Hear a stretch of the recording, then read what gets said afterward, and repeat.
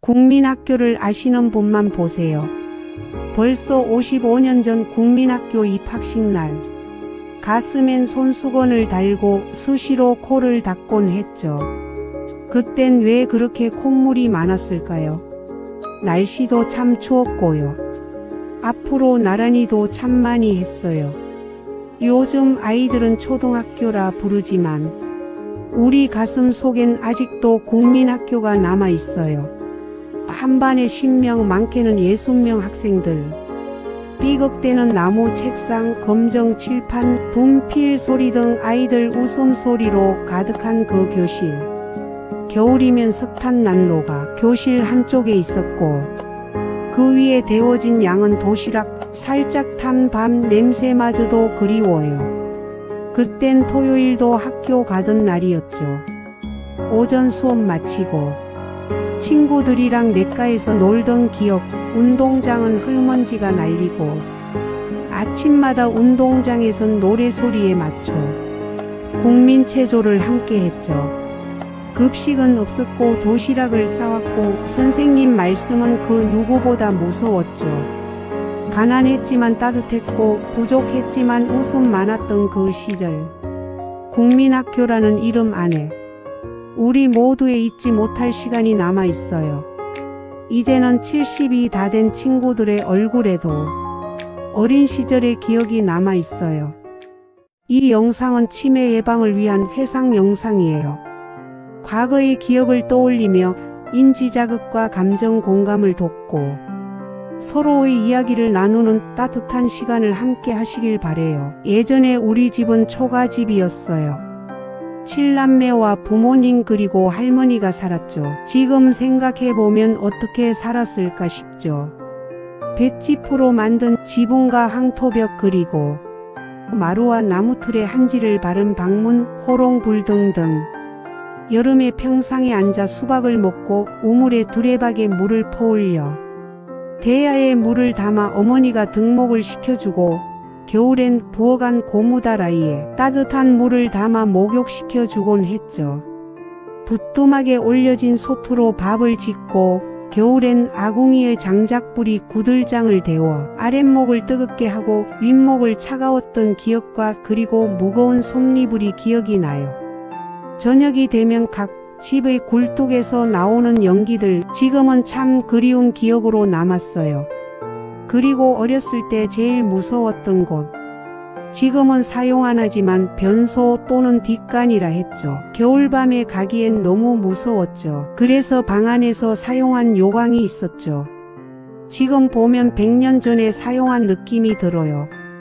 또한 집에 큰 자산인 소를 키우기 위해 외양간 그리고 지푸라기를 잘라 큰 솥단지에 끓이는 여물이 있었어요. 가끔씩 생각나는 옛날의 기억들, 그건 아마 부모님의 그리움일 거예요. 어렸을 때 동네에서 텔레비전이 있는 집은 몇 안 되었어요. 그 집에 동네 사람들이 모여 앉아 TV를 보던 기억이 나요. 나중에 우리 집에도 TV가 생겼어요. 재미있는 프로그램이 있는 날이면 온 가족이 TV 앞에 모이곤 했죠. 그 중에 하나 전설의 고향. 그 음악과 글씨만 나와도 약간 소름이 돋곤 했어요. 특히 여름 남양 특집은 정말 무서웠죠. 그 중에서도 구미호 편이 가장 기억에 남아요. 예쁜 아가씨가 꼬리 9개 달린 구미호로 변하는 그 장면. 지금 생각하면 별거 아닐 것 같은데 어린 마음에는 너무 무서워서 이불로 얼굴을 가리곤 했어요.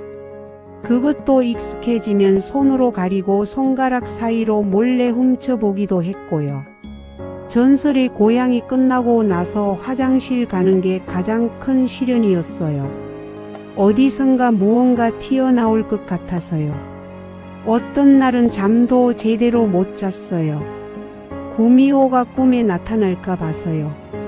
실제로 악몽을 꾼 적도 있었고요.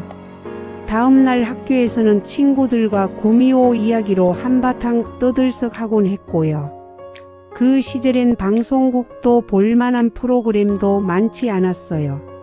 조금만 인기 있으면 온 국민이 보는 프로그램이 되었고요. 온 가족이 TV 앞에 앉아 흑백 TV를 보던 게 엊그제 같은데 시간이 참 빠르네요. 이제는 이런 기억들도 벌써 몇십 년 전의 그리운 추억이 되었어요. 땅 따먹기 세세세를 아시는 분만 보세요. 벌써 50여 년 전 들과 산에서 뛰놀던 그 시절이 떠올라요. 그때는 놀거리가 참 없었죠. 그래서 밖에서 놀거리를 찾아 뛰어다니곤 했죠. 남자아이들은 땅에 원이나 사각형을 그리고 고구려 백제 신라로 나눠 땅 따먹기를 했고요. 돌을 발 위에 올려서 상대방 돌을 떨어뜨리는 비석치기도 했어요. 가끔은 남녀가 함께 말뚝박기를 하며 어깨 위에 올라가서로 웃기도 했죠. 한쪽에선 여자아이들이 고무줄 놀이를 하며 퐁당퐁당 돌을 던지자, 누나 몰래 돌을 던지자 같은 노래를 부르기도 했고요. 남자아이들은 고무줄을 끊고 도망가고 여자아이들은 그 뒤를 쫓아다녔어요. 지금 생각해보면 참 열정을 다해 놀았던 것 같아요.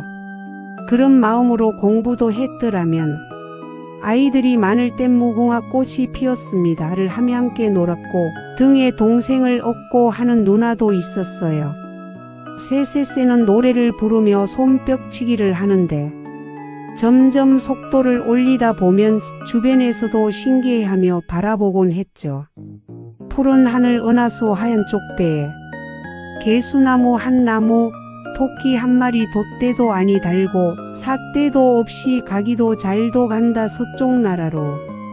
그 노랫소리가 아직도 귀에 맴도는 것 같아요. 구슬치기 공기놀이 오징어 게임 숨바꼭질 딱지치기 진돌이 등등. 지금처럼 풍요롭진 않았지만 웃음 많고 즐거웠던 시절. 이제는 노년이 된 우리 얼굴에도 그 시절의 추억은 여전히 남아있겠죠. 어렸을 땐 시골엔 병원이 없어서 많이 아팠을 땐 엄마랑 완행버스를 타고 도시에 있는 병원으로 가곤 했지요. 그때에는 비포장 도로가 많아서 1시간 버스 타고 가는 게 멀미도 나고 어찌나 힘들었는지 기억이 나요. 도시에서 타본 시내버스. 그때는 사람들이 참 많았지요. 시골에도 도시에도. 예전에 버스에는 버스 안내양 누나가 있어 사람들이 많을 때에는 안으로 사람들을 밀어넣고 문을 닫지도 않은 채 팔로 사람들 무게를 버텨가며 외치는 소리가 있었어요. 오라이. 이 소리에 맞춰 버스는 출발했지요. 버스를 타기 위해선 회수권을 사용하기도 했었고 토큰도 사용했던 것도 같아요. 정확히 기억은 안 나지만 몇십 원 했던 것 같아요. 버스 안에서는 앉아있는 사람들, 서있는 사람들 짐이나 가방을 잡아 자기 무릎 위에 놓곤 했지요. 또한 교복 입은 형, 누나들은 왜 그리도 어른스럽게 보였는지요. 버스 안내양 누나가 회수권이나 토큰을 거들어 지나가며 외치던 그 소리. 오라이. 가끔씩 버스 안내양 누나가 회수권이나 토큰을 거들어 다니고 오라이 소리치던 그때가 그리운 건 무엇일까요? 이 영상은 치매 예방을 위한 회상 영상이에요. 과거의 기억을 떠올리며 인지 자극과 감정 공감을 돕고 서로의 이야기를 나누는 따뜻한 시간을 함께 하시길 바래요. 예전 여름 장마가 끝나고 8월쯤이면 어김없이 찾아오던 전염병이 있었어요. 그땐 일본 내염, 콜레라 같은 질병이 유행해서 학교에서도 예방접종을 하곤 했어요. 그리고 마을마다 소독 방역차가 다녔죠.